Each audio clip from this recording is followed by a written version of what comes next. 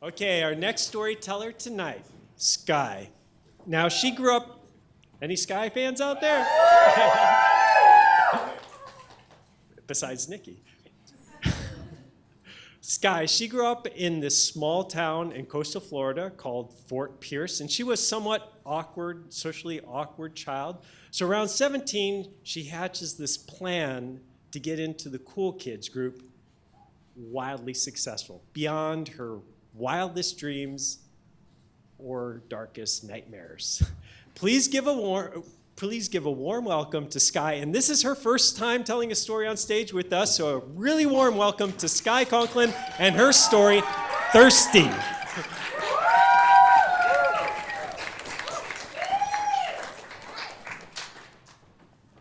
So all through high school, I felt like the epitome of that socially awkward, weird outsider. I always had one of my fellow outsider friends, at least one, to share lunch with, but hardly ever in any of my classes. So the hardest part of my day was that 10 minutes before each class period would begin, where the entire classroom was a buzz of conversation that I wasn't a part of. So I'd sit there feeling uncomfortable, staring at my notebook, at the clock, at the teacher, just waiting for the teacher to tell them to be quiet for class to begin. Now, I'd look for opportunities to jump into the conversation, but they were all talking about things there's no way I could relate to. It seemed like every single weekend they were drunk at some cool house party that I wasn't invited to, let alone if I was, never allowed to go. My weekends were filled with going to coffee shops with my friends, or even the big box store where my buddy worked collecting cards. I was convinced it was this difference in weekend activities that separated me from a normal high school experience. No, me and having a normal high school conversation with the people around me. Now, I'd go home with my heavy book bag full of homework that'd keep me up until the late evening, but home was far from a sanctuary.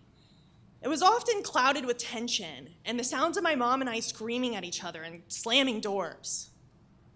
Sometimes the screaming started because I left a dish in the sink, or because I didn't fold my clothes really nicely in my drawers. Sometimes I had no idea why it started. Now, high school was just a blur of this difficult routine until my 17th birthday came around. And this year, instead of going to Halloween Horror Nights Universal Studios with my dad, I wanted to go with my friend and my boyfriend. Miraculously, I find myself driving that 2 hours to Orlando with a bottle of vodka in my trunk and my friend/designated driver in the passenger seat. Now, before this epic adventure, my only experience with alcohol was when my cousin slipped me a sip of her wine at holidays underneath the table, or that one time I snuck some of my mom's Godiva liqueur she had hidden in the back of the fridge. It had definitely gone bad, tasted super sour, big mistake. But this was my moment. We pull into the parking lot, we take out the bottle from my trunk, start carefully pouring it into an empty water bottle, and start the long walk towards the park entrance where we were gonna have dinner before we went in. And it's kind of like a marathon, moving walkway after moving walkway to get there. And it's Florida, it's hot, it's humid, I'm sweating, and this vodka's just getting warmer in my hand. But I just think about that sweet moment where I'm gonna order that Sprite at dinner and pour a little in and take that first precious sip and finally feel like that normal high school kid. I see the park lights twinkling against the sunset sky and I know we're getting close. Suddenly, my daydream is interrupted when someone takes this bottle from my hand. I look up, and it's a police officer. I'm so scared as she slowly twists the top off and holds it to her nose to take this big whiff. It must have been some screaming kids in the corner that grabbed her attention at this moment, because she just closed it and hands it back to me and says, "You can't take this water into the park. You either have to drink it now or throw it away." And I think, this is my moment. I'm not gonna let this vodka go without a single sip. So I slowly twist off the top, take it to my tongue, and the second it hits me, It just burns all through my sinuses. It's horrible, and I know I can't control my facial expression at all, so I just quickly close it, throw it away, and walk away as fast as I can. All through dinner, I feel absolutely defeated. Why couldn't I suck it up and just drink more? Or at least, why can't the universe give me this just one time to skirt the rules a little bit? I feel like I'm the only person not buzzed at this event. Right as we're wrapping up dinner, about to go into the park, my boyfriend tells me he's arrived. So we go all the way back to the parking lot. I'm still feeling sad, defeated, until he greets me with a smile and his Solo cup.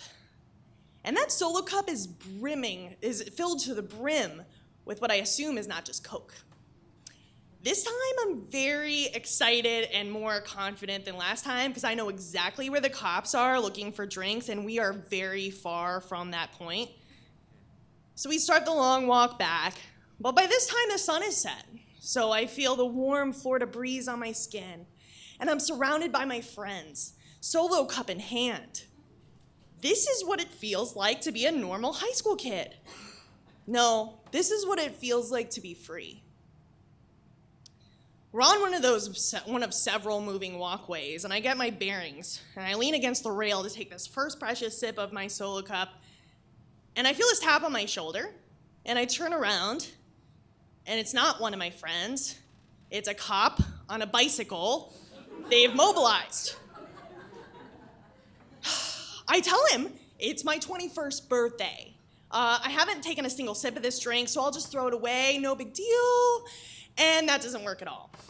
They use threatening language like destruction of evidence and start escorting me wherever they're escorting me, I don't know. But this time, the walk goes much faster than I remember, and I'm just thinking in my head, what am I gonna do?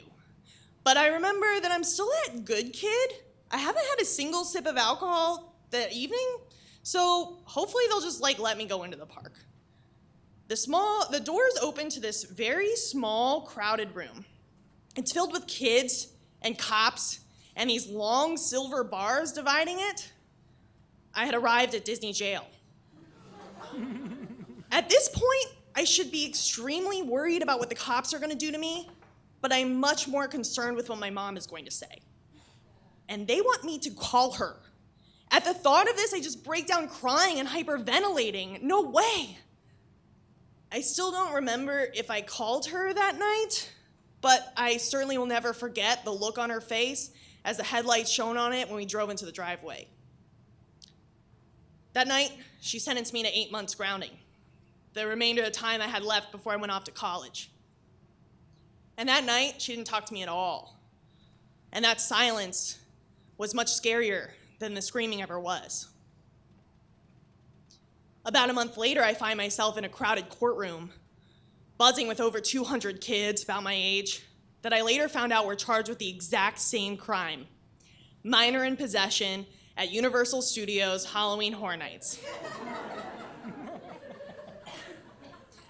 Now it's chaos there, and my mom is not talking to me, let alone helping me navigate it, when all of a sudden the crowds part, and this smiley, dark-haired guy approaches me, starts reviewing the documents I had brought to prove I'm a good kid, the straight A report cards, that kind of thing.